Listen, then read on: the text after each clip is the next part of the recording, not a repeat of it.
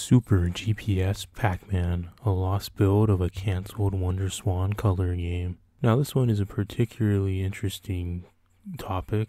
Super GPS Pac-Man, just like the name implies, was going to be a release of Pac-Man for the WonderSwan color that would connect to a GPS accessory called the Wonder Gate that would then allow the WonderSwan to connect to the DTT Docomo network and a GPS add-on.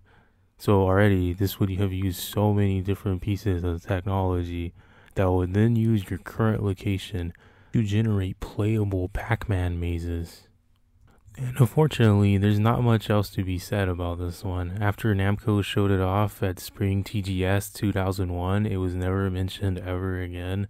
It can only be assumed that all the necessary accessories that would have been required to make this work, not to mention the WonderSwan itself, didn't do all too well, hence why that's not a name you recognize, right? So, when you consider all these factors, it's no surprise that this project just never saw any release, as it just wouldn't have been financially realistic. We'll speculate that this unreleased title may have influenced the later release game, Pac-Man Geo, a title that apparently came out for iOS and Android on October 2020. This title is unfortunately also lost media now, as it has been removed from all app stores as of October 28, 2021. LodgeNet video game ROMs. Back in the 90s and early 2000s, LodgeNet partnered with Nintendo to bring their video games directly to hotel guests through a streaming service using LodgeNet servers. This service utilized a special LodgeNet controller that plugged directly into a TV or a LodgeNet set-top box. Customers were typically charged $7 an hour.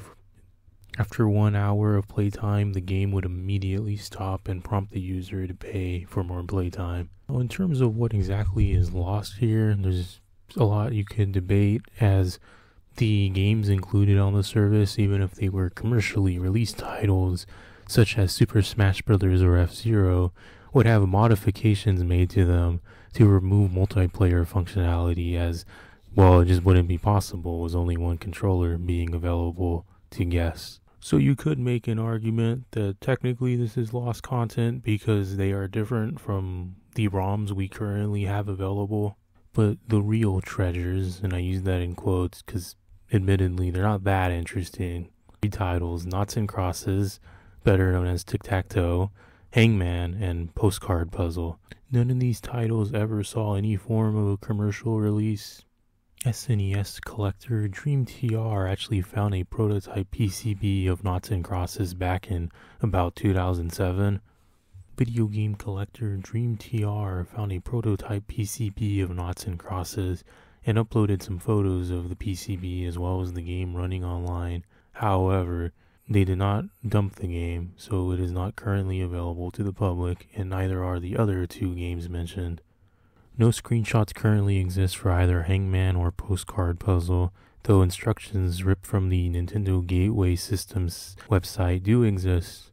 Postcard Puzzle was a simple tile puzzle type game, and Hangman, was just Hangman.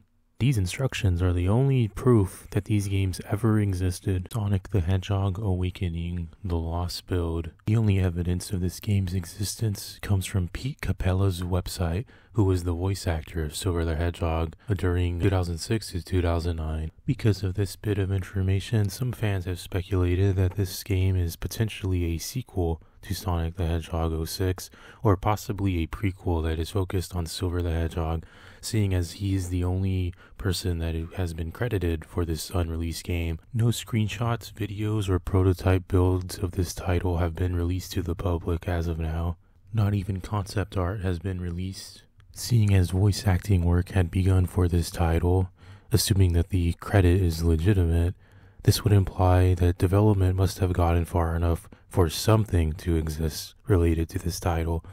It remains to be seen if Sega or somebody who worked at the company will release any material related to this project. The main plot thread of Sonic Underground was that Sonic's three siblings would eventually reunite with their mother to complete some form of prophecy.